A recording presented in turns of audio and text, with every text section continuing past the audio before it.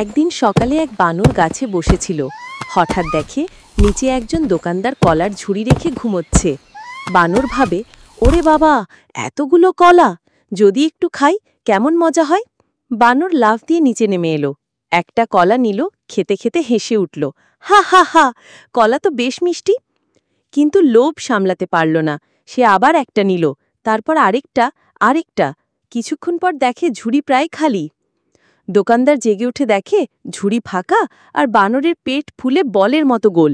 দোকানদার রেগে বলল, এই বানর, সব কলা খেয়ে ফেললি কেন?